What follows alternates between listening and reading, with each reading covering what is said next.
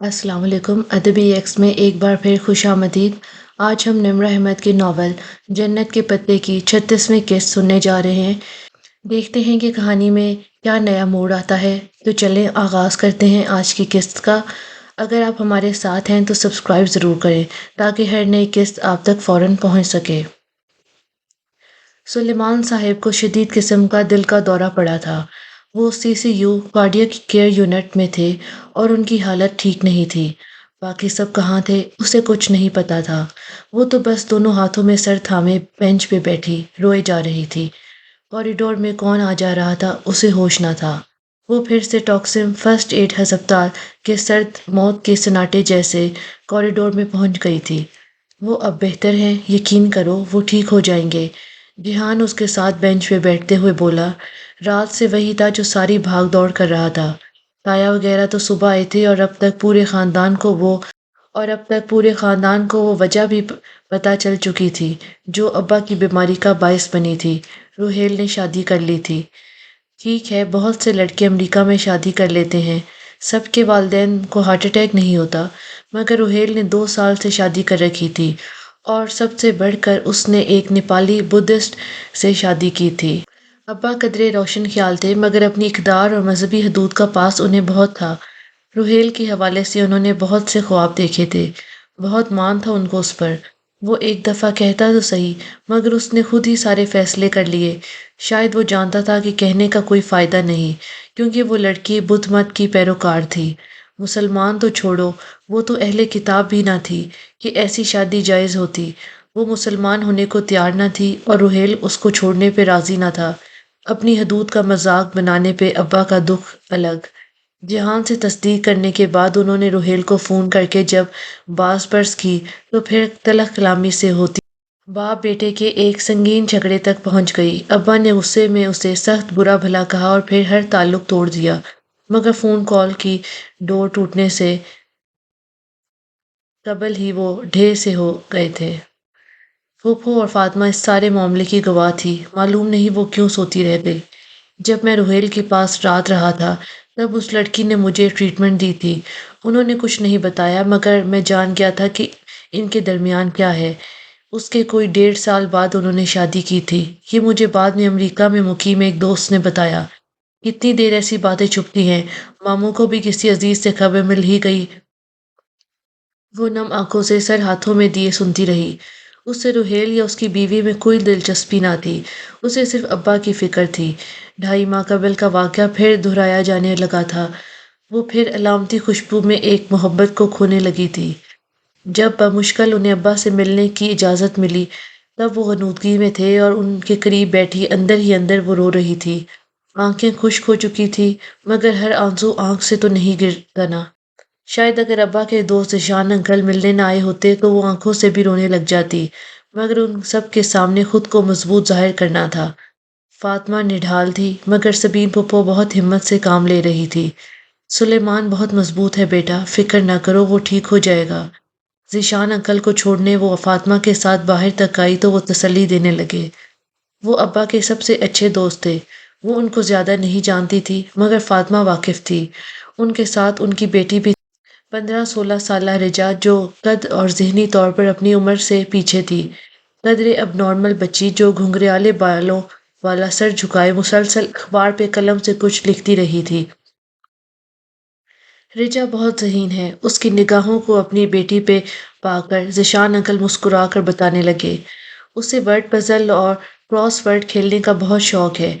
पूरा चार्ट हल करने में कई दिन लगाती है मगर कर लेती है। वो फीकी सी मुस्कुराहट के साथ सुनती रही। वो अपनी बेटी को हमेशा अपने साथ रखते थे, चाहे घर हो या ऑफिस, मोहब्बत थी या फिक्र या फिर दोनों। उनके जाने के बाद वो कुछ देर के लिए घर आई थी। घर पे वहशत और वीरानी छाई थी, जैसे सब कुछ थम गया हो। वो अभी अबाया उतार रही थी कि फ़ोन बजने लगा। Private number calling.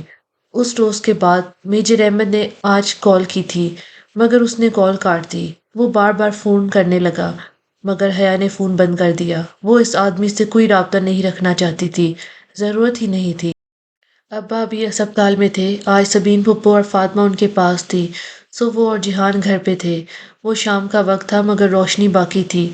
حیا چھت پر منڈیر کے ساتھ لگے جھولے پہ بیٹھی ابا کے گملوں کو دیکھ رہی تھی۔ آج ان پہ سائے نہیں گر رہے تھے مگر وہ پھر بھی مرجھائے ہوئے لگ رہے تھے۔ ان کا اس گھر میں خیال رکھنے والا جو تھا وہ اب خیال رکھنے کی پوزیشن میں نہیں رہا۔ اس نے بہت سے آنسو اپنے اندر اتارے۔ ابا کے پودے اکیلے ہو گئے تھے۔ کیسی ہو؟ جہان ہولے سے اس کے ساتھ آ کر بیٹھا۔ تمہارے سامنے ہوں۔ تم نے کھانا کھا لیا؟ ہاں، نور بانو میرا کھانا لے آئی تھی۔ اور تم نے؟ موڈ نہیں ہے۔ وہ ابھی تک گملوں کو دیکھ رہی تھی۔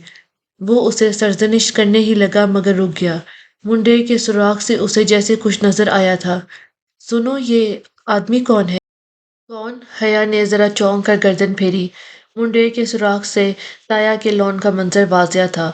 وہ اپنے ڈرائیو وے پہ کھڑے ایک صاحب کے ساتھ باتیں کر رہے تھے جو سیاہ سوٹ میں ملبوس، بریف کیس ہاتھ میں لیے ہوئے تھے۔ وہ انہیں نہیں پہچانتی تھی۔ پتہ نہیں، اس نے لاتعلقی سے شانے اچکائے۔ میرا خیال ہے وہ وکیل ہے۔ تمہیں کیسے پتا؟ اس کے سوٹ کا رنگ تو سمپل بلیک ہے،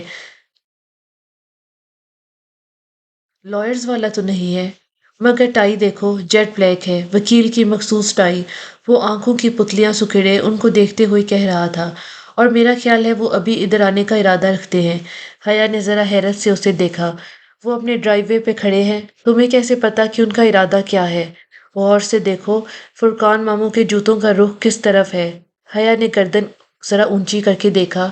تایا ابو کے جوتوں کا رخ نامحسوس انداز میں ان کے گھر کے درمیانی دروازے کی طرف تھا۔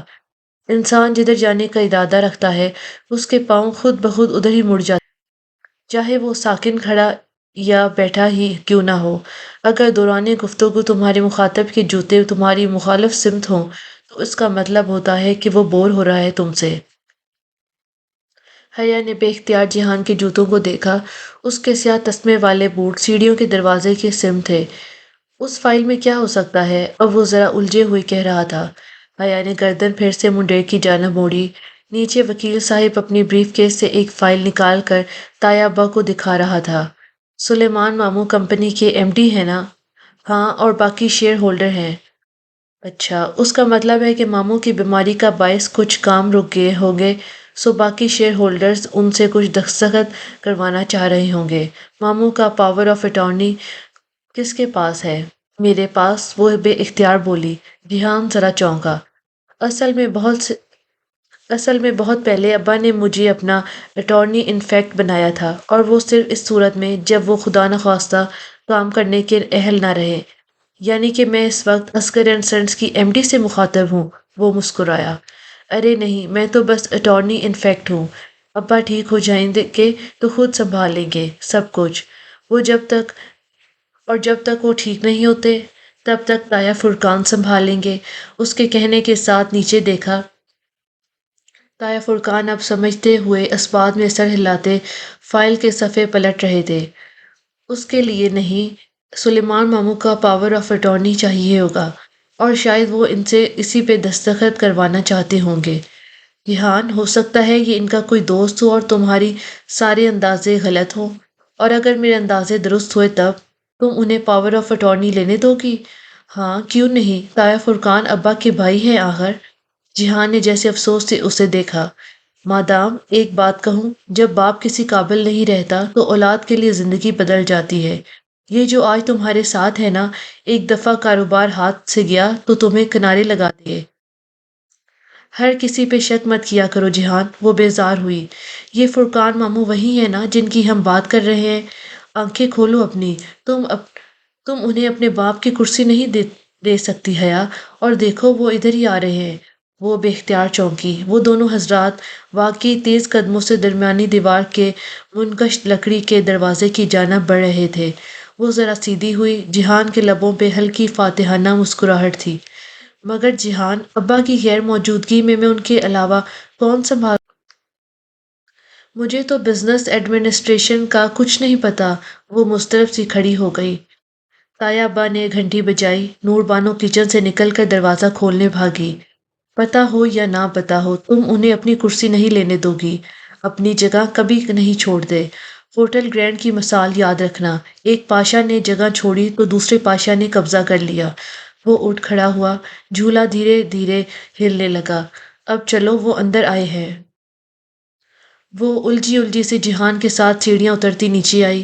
تایا ابا وکیل صاحب کو باہر چھوڑ کر خود لاؤنج میں آ کھڑے ہوئے تھے۔ ان کے ہاتھ میں فائل تھی، مگر حیا کو تب بھی لگ رہا تھا کہ جہان حیا، تایا نے عجلت بھرے انداز میں اسے پکارا، تمہارے ابا اس کنڈیشن میں سائن کر سکتے ہیں؟ وہ آخری سیڑھی پہ ٹھہر سی گئی۔ حالات اتنے حساس ہو چکے تھے کہ معمولی سی بات بھی بہت زور سے لگتی تھی۔ اب بھی لگی۔ انہوں نے ابا کا حال پوچھنے کی بجائے صرف دستخط کا پوچھا۔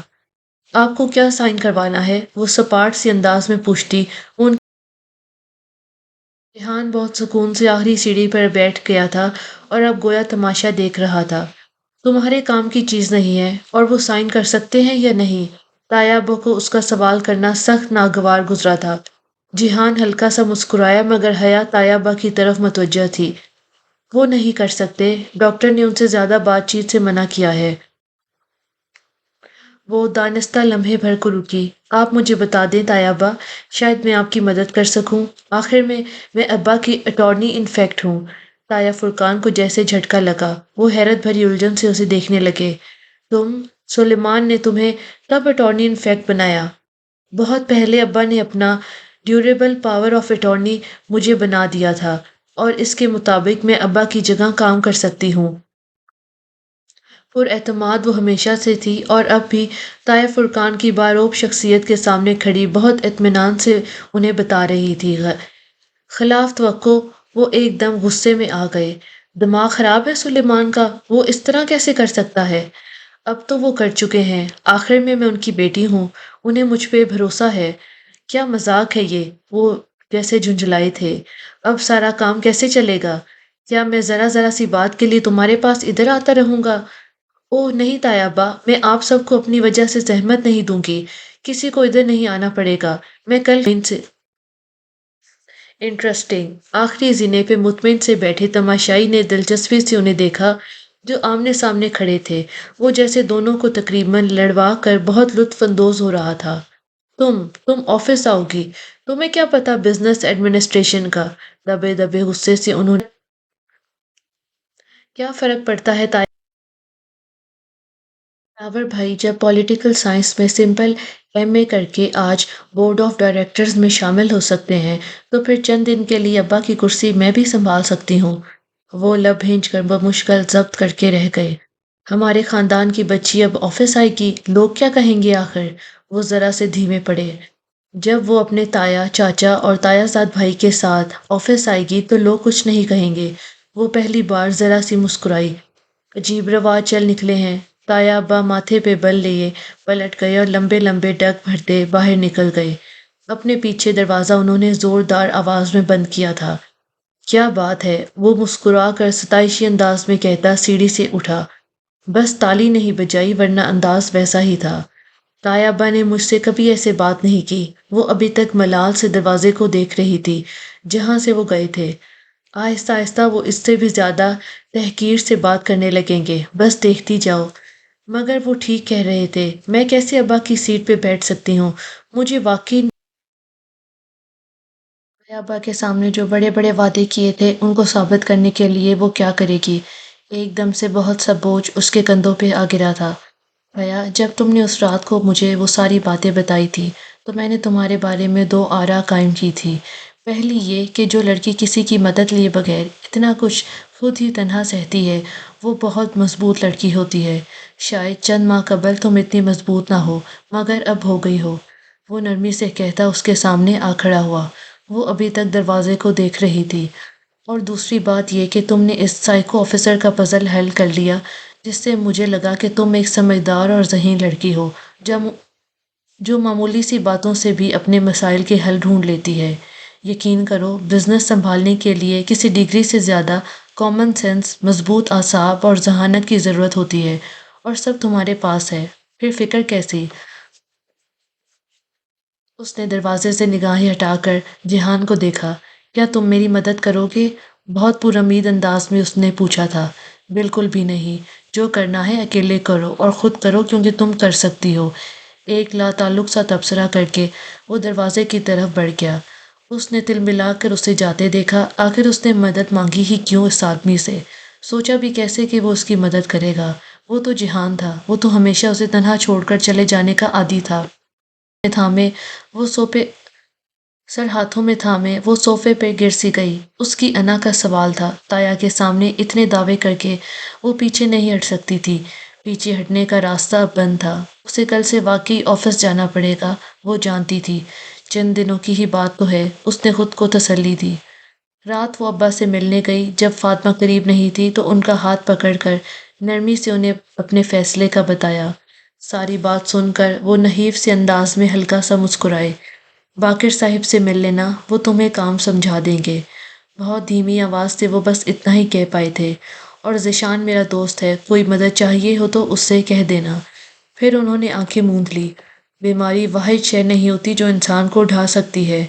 दुख ज़्यादा जोरावर होते हैं। वो भी टूट चुके थे। उसे रुहेल पे पहले से भी ज़्यादा गुस्सा आया। फातिमा से सामना हुआ तो बस सरसरी सा बताया, कल मैं अब्बा के ऑफिस जाऊंगी। उन्होंने हैरत से उसे देखा। क्यों? अब्बा ने कहा था। अच्छा, आप ये कारोबारी बातें उनसे मत कीजिएगा, डॉक्टर ने मना किया है। वो निगाह बचाकर उससे निकल गई। वो फातिमा को जानती थी। उसे मालूम था कि उसके फैसले में बहुत खुश नहीं होंगी, और खुश तो शायद खुद भी नहीं थी।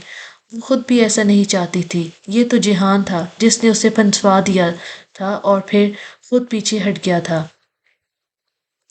सुलेमान साहिब का ऑफिस निहायत पुरतय ग्रे और गहरे नीले की थीम के साथ, सफ़ेद चमकते मार्बल टाइल्स, कीमती पर्दे, शाहाना सा फर्नीचर और उस ऊंची स्याह घूमने वाली कुर्सी की तो शान ही अलग थी जिस पर वो उस वक्त बैठी थी। अपने सिल्क के स्याह बाया में मलबूस दोनों कोहनियाँ कुर्सी के हथ पे जमाए उंगलियों से दूसरे हाथ में मौजूद प्लेटिनम घुमाते हुए टेक लगाकर बैठी, वो संजीदगी से सर हिलाती बाकिर साहिब की ब्रीफिंग सुन रही थी। नफासत से लिए गए निकाब में से झलकती आंखें मतवज्जा अंदाज में सुकड़ी हुई थी। वो उधेड़ उम्र और शरीफ अलनफ्स से इंसान लगते थे और अब पूरी जानफशानी से उसे अब्बा की कंस्ट्रक्शन कंपनी के बारे में आगाही दे रहे थे। Board of directors, share holders, company के ज़ैर तामीर प्रोजेक्ट्स, टेंडर्स, वो सब सुन रही थी। मगर बाज़ इस्लाहात बहुत मुश्किल थी। रह रह कर उसे कारोबारी मामूलात में अपनी कम इल्मी का अफसोस हो रहा था। वो खुद को समझा रही थी कि ये अफसोस भी कम इल्मी का है, ना कि ताया को यूं चैलेंज करने का। लेकिन शायद आखिर लश्कर पे उससे ज़्यादा अफसोस था। कंपनी में 40% शेयर्स अब आपके वालिद के हैं मैम, 20% फुरकान साहिब के, 20% जाहिद साहिब के और 10% सेठी साहिब के। और आखिरी 10%। पहली दफ़ा उसने ज़ुबान खोली और साथ ही ऑफिस का दरवाज़ा खुला।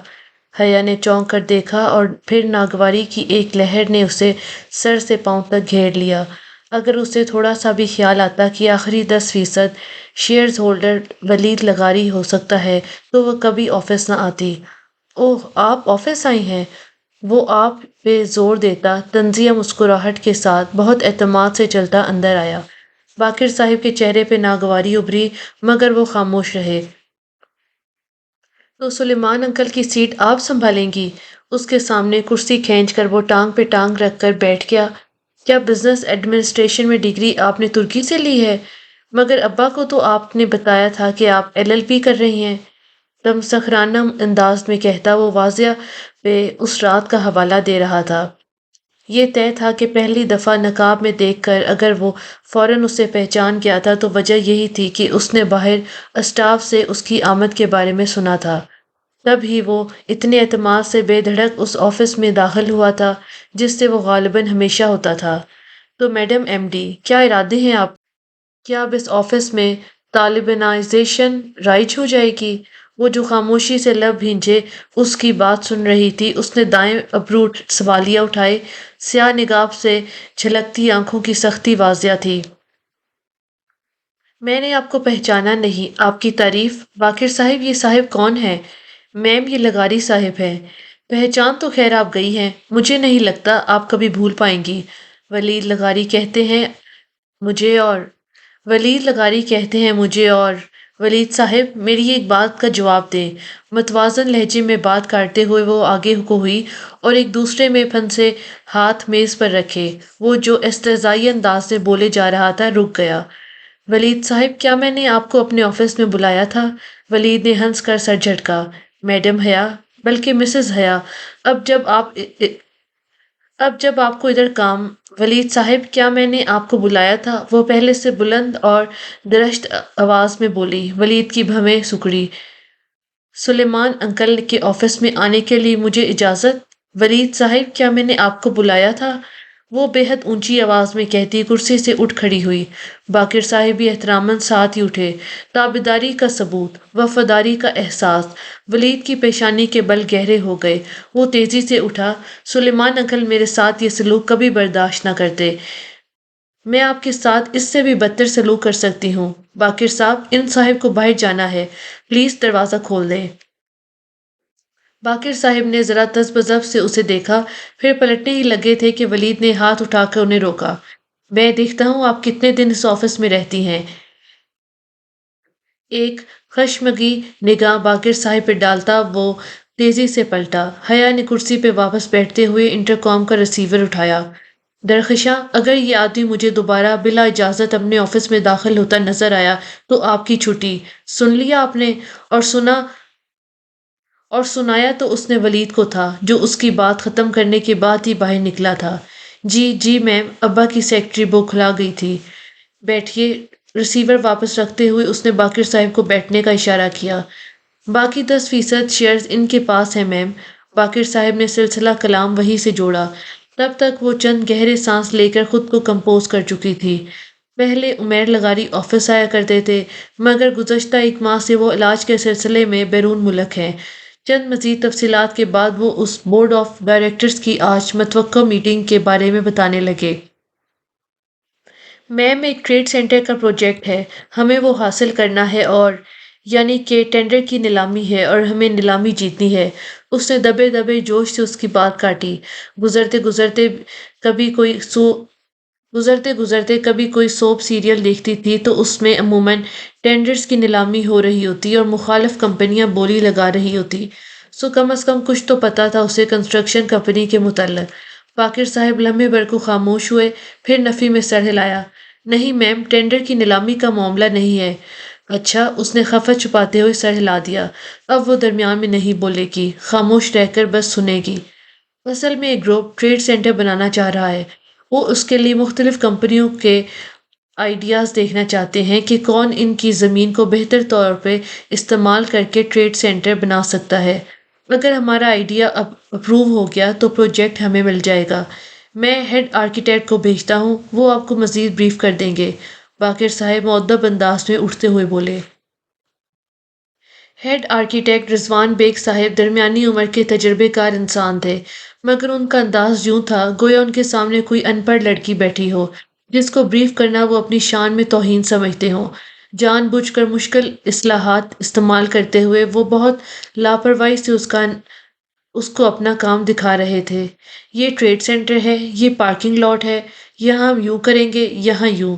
حیا اسی انداز سے کمر سیٹ سے ٹکائے ہتھیلیاں ملائے بیٹھی بہت تحمل سے ان کی بات سن رہی تھی۔ اب آپ کو تو اتنا پتہ نہیں ہوگا میم، بہرحال یہ اتنا شاندار پروجیکٹ پلان ہے کہ عمارت دیکھتے ہی گاہک فوراً کار ادھر پارک کرے گا اور شاپنگ شروع کر دے گا۔ خیر، میں تو اس موت کے کنویں میں کبھی کار پارک نہ کروں۔ کار کو کچھ ہو گیا تو روہیل کبھی نہیں چھوڑے گا کہ وہ اس کی کار تھی، مگر اب تو روہیل نے بہت کچھ چھوڑ دیا اور کار تو جہان کے پاس تھی۔ پتہ نہیں وہ اس وقت کیا کر رہا ہوگا۔ اف حیا، کام پہ توجہ دو۔ وہ سر جھٹک کر ان کی طرف متوجہ ہوئی۔ ڈیزائن کی اسے واقعی کچھ سمجھ نہیں تھی، لیکن اگر وہ اتنے قابل آرکیٹیکٹ کی اس کی اتنی تعریف کر رہے تھے تو یقیناً وہ بہت اچھا ہوگا۔ وہ قائل ہو گئی۔ بورڈ آف ڈائریکٹرز کی میٹنگ اس کی توقع سے زیادہ بری رہی۔ جب وہ کانفرنس روم میں داخل ہوئی تو کانفرنس ٹیبل کے دونوں اطراف کرسیوں کی قطاروں پہ بوٹڈ سوٹڈ افراد منتظر سے بیٹھے تھے۔ سربراہی کرسی خالی تھی۔ وہ فائل سنبھالے تیز تیز قدموں سے چلتی کرسی کی تک آئی۔ کوئی اس کے لیے کھڑا نہیں ہوا۔ اس نے میز پر پرس رکھا اور کرسی سنبھالتے ہوئے فائل کھولی، پھر گردن اٹھا کر دیکھا تو سب مرد حضرات اسی کی طرف متوجہ تھے۔ تایا فرقان، چچا زاہد، داور بھائی، ولید اور چند غیر شناسا چہرے۔ لمحے بھر کو اس کا اعتماد ڈاواڈول ہوا۔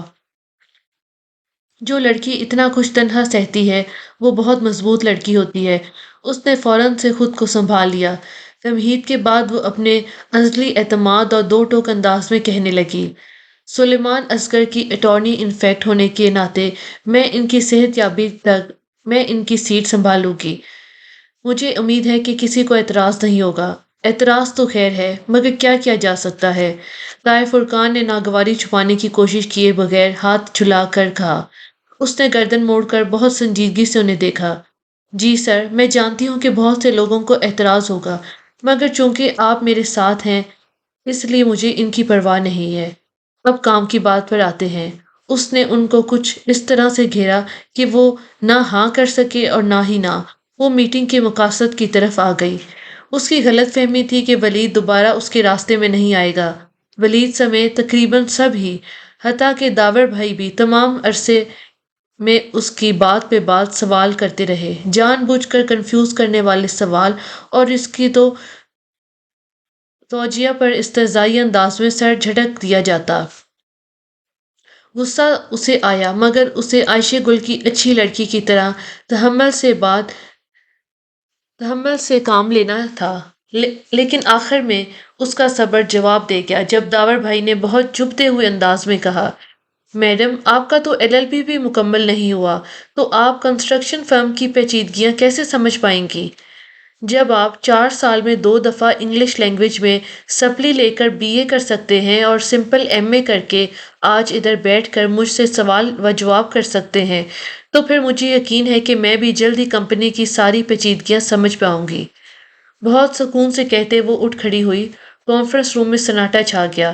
داور بھائی کا چہرہ سرخ پڑ گیا۔ وہاں پر کسے تھی؟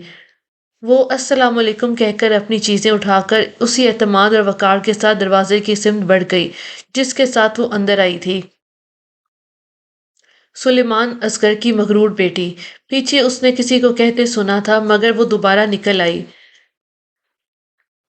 باہر نکل آئی۔ پرسوں پریزنٹیشن تھی اور اگر وہ اچھی سی پریزنٹیشن دے کر پروجیکٹ اپروو کروا لے تو وہ ان شونسٹ مردوں پر ثابت کر دے گی کہ سلیمان اصغر کا انتخاب درست تھا۔ بیڈ پر لیپ ٹاپ کے سامنے بیٹھی، کی پیڈ پر انگلیاں تیز سے چلاتی، وہ پورے اہتمام کے ساتھ اپنے کام کی طرف متوجہ تھی۔ پریزنٹیشن کے لیے وہ مکمل تیاری کے ساتھ جانا چاہتی تھی تاکہ کوئی اس پر انگلی نہ اٹھا سکے۔ مسلسل کام کے باعث اس کے ہاتھوں میں درد ہو رہا تھا۔ سر کے پچھلے حصے میں بھی ہلکی ٹھیس اٹھ رہی تھی۔ اس کا ارادہ کام ختم کر کے دوا لے کر سونے کا تھا۔ حیا، فاطمہ اسے پکارتے ہوئے کمرے تک آئی۔ صبح ابا کو گھر شفٹ کر دیا گیا تھا جس کے باعث اب وہ بالآخر سب ایک چھت تلے تھے۔ کیا کر رہی ہو؟ اس کے گرد کاغذوں، فائلز اور لیپ ٹاپ کو دیکھ کر فاطمہ نے افسوس سے سر ہلایا۔ کیا ضرورت تھی یہ سب کرنے کی؟ سائمہ بھابی بھی خفا ہو رہی تھی کہ جب تایا کی موجودگی میں تم خود کرو گی تو سب کہیں گے کہ ان پر بے اعتباری ظاہر کی جا رہی ہے۔ مجھے یہی بہتر لگا اماں، ابا نے مجھے اپنا اٹارنی انفیکٹ بنایا تھا تو کچھ سوچ کر ہی بنایا ہوگا۔ وہ اسکرین سے نظریں ہٹائے بنا بولی، اچھا کل ارسل کا ولیمہ ہے، کیا پہنو گی؟ اف یہ شادیاں، جب سے ابا بیمار ہوئے تھے ان چیزوں کا دل ہی نہیں کرتا تھا۔ ارسل ان کا سیکنڈ کزن تھا، پھر بھی وہ اور فاطمہ مہندی اور شادی پر نہیں گئی تھی، اب ولیمے پر جانا ضروری تھا۔ کچھ بھی پہن لوں گی، مکسڈ گیدرنگ ہوگی۔ اس کی انگلیوں سے درد اب کلائیوں تک سرایت کر رہا تھا۔ ہاں مکسڈ ہی ہے مگر پلیز اس دن کی طرح دوپٹہ مت لپیٹنا۔ فاطمہ اس کے قریب بیٹھ کر بیڈ پر بیٹھی نروٹھے پن سے بولی، پر اماں مکسڈ گیدرنگ جو ہے نقاب تو کرنا پڑے گا۔ وہ ابھی تک اسکرین کی جانب متوجہ تھی، اسے پتہ نہیں چلا کہ اس نے کس شے کو دعوت دے ڈالی تھی۔ نقاب کس لیے؟ کیا ہو گیا ہے تمہیں؟ وہاں کس سے کرنا ہے نقاب؟ کزن کی شادی ہے، وہاں سب اپنے ہی ہوں گے، وہ حیرت اور غصے سے بولی۔ حیا نے رک کر انہیں دیکھا۔ اپنا تو کوئی نہیں ہوتا اماں، وہ کزنز ہیں، سگے بھائی تو نہیں۔ اب جب کرتی ہوں نقاب تو ٹھیک سے کروں نا۔ اسے سر کے پچھلے حصے سے درد اپنے بازو تک بڑھتا ہوا محسوس ہو رہا تھا، یوں جیسے اس کی اندیکھی انگلیاں ہوں اور اس کے سر کو آہستہ آہستہ اپنے شکنجے میں لے رہے ہوں۔ تم پاگل ہو گئی ہو، تم فنکشن میں برقع اڑو گی؟ برقع نہیں اوڑھ رہی برقع نہیں اوڑھ رہی، بڑے دوپٹے سے ہر کام چلا لوں گی۔ مکسڈ گیدرنگ جو ہے، اس نے حتی الوسع لہجے کو نرم اور دھیما رکھنے کی کوشش کی۔ مگر مکسڈ گیدرنگ میں بھی عورتیں اور مردوں کی ٹیبلز الگ الگ ہوتی ہیں حیا۔ مرد دور ہوتے ہیں۔ دور کہاں، سامنے ہی تو بیٹھے ہوتے ہیں سب۔ درمیان میں کوئی اسکرین تو حائل نہیں ہوتی، اور پھر جو ویٹرز عورتوں کی طرف پھر رہے ہوتے ہیں، اور ارسل کے بھائی، وہ تو ہمیشہ ہی عورتوں کی طرف ہوتے ہیں۔ وہ تو بچے ہیں حیا، 20-20 سال کے بچے ہیں۔ تم بحث کیوں کر رہی ہو؟ درد کی لمبی انگلیاں اب اس کی کنپٹی سے ہوتی پیشانی کو اپنے شکنجے میں لے رہی تھی۔ تکلیف ہر پل بڑھتی جا رہی تھی۔ نہیں اماں، بحث تو نہیں کر رہی، صرف وضاحت کر رہی ہوں اپنے نقاب کی۔ اچھا، پہلے تو تم نقاب نہیں لیتی تھی، پہلے تو تم بہت ماڈرن تھی۔ وہ چپ ہو گئی۔ زمانہ جاہلیت کا تانا کیسے چابک کی طرح لگتا ہے، کاش یہ تانا دینے والوں کو معلوم ہو سکے۔ جی میں پہلے نہیں لیتی تھی، مگر اب کرتی ہوں تو مجھے پراپر طریقے سے کرنا چاہیے۔ تم شادی پر نقاب لوگی، لوگ کیا کہیں گے؟ وہ جھنجھلائی۔ نہیں لوں گی تو اللہ تعالیٰ کیا کہے گا؟ کچھ نہیں ہوتا ہے، ایسے بھی تو کتنے گناہ کر لیتے ہیں۔ غیبت، گلے، یہ سب گناہ نہیں ہوتا؟ کیا صرف نقاب نہ کرنا گناہ ہے؟ درد کی فولادی گرفت اس کے سر کو جکڑ لینے کے بعد اب گردن تک پھیلتی جا رہی تھی۔ اسے کندھوں پہ شدید دباؤ محسوس ہونے لگا۔ اماں، میں نے کب کہا کہ میں بہت نیک ہوں یا کوئی گناہ نہیں کرتی؟ لیکن اگر میں کوئی نیک کام کرنا چاہتی ہوں تو مجھے مت روکیں۔ اس سے لگا وہ التجا کر رہی ہے، منت کر رہی ہے، وہ بنو قریظہ سے منت کر رہی ہے۔ اچھا، پہلے تو تم نے کبھی احساس نہیں کیا گناہ ثواب کا؟ جب ابا اور تایا کہتے تھے تب تو تم نہیں مانتی تھی، پھر وہی پہلے کا تانا۔ تو اماں، اگر میں تایا ابا کے کہنے پر اللہ کی مانتی تو میں قابل قبول ہوتی، مجھے شاباش بھی ملتی اور واہ واہ بھی۔ لیکن اگر میں اپنی مرضی سے اللہ کی تو مانوں تو میں قابل قبول نہیں ہوں۔ اس نے دکھ سے انہیں دیکھا۔ وہ ماس کو برچھی کی طرح زخمی کرتی اذیت کندھوں سے گزرتی سینے میں اتر رہی تھی۔ مجھے بیکار کے دلائل مت دو، اپنا ایل ایل بی مجھ پر مت آزماؤ۔ ارم کی منگنی پر تھوڑے لوگ تھے، بات دب گئی، لیکن اب اگر تم اتنے بڑے فنکشن میں نقاب لوگی تو لوگ کتنی کی باتیں بنائیں گے؟ آپ لوگوں سے ڈرتی ہیں جبکہ اللہ زیادہ حقدار ہے کہ اس سے ڈرا جائے۔ اور لوگوں کا کیا ہے؟ سائمہ تائی تو پہلے بھی مجھ پر باتیں بناتی آئی ہیں، مگر فاطمہ بیزار ہو چکی تھی۔ حیا، شادیوں پر کون حجاب لیتا ہے؟ میں لیتی ہوں، اور میں لے کر دکھاؤں گی۔ نہیں، میں کوئی دعویٰ نہیں کر رہی، لیکن اگر میں اپنے خاندان کی وہ پہلی لڑکی ہوں جو شادیوں میں بھی حجاب لے تو میں وہ پہلی لڑکی بنوں گی اماں۔ تکلیف اب اس کی شریانوں میں کسی سیال مادے کی طرح تیرتی اندر سب کچھ جلاتی دل میں قطرہ قطرہ گرنے لگی تھی۔ حیا، شادیوں پر تو خیر ہوتی ہے۔ نہیں اماں، شادیوں پر ہی تو، ان تقریبات سے ہی تو خیر کم اور شر زیادہ نکلتے ہیں۔ کتنا برا لگے گا، تم نقاب میں بیٹھی ہوگی۔ انہیں رہ رہ کر اس کی کم عقلی پر افسوس ہو رہا تھا۔ کس کو برا لگے گا؟ لوگوں کو، مگر اللہ تعالیٰ کو تو اچھا لگے گا۔ اچھا، یعنی ہم سب جو نقاب نہیں کرتے تو ہم سب کافر ہوئے؟ ہاں، ہم سب بہت برے ہوئے۔ میں نے یہ کب کہا اماں؟ میں خود نقاب لیتی ہوں مگر کسی دوسرے پر تو تنقید نہیں کرتی۔ میں تو کسی سے کچھ بھی نہیں کہتی اماں۔ اس کی آواز بھیگ گئی۔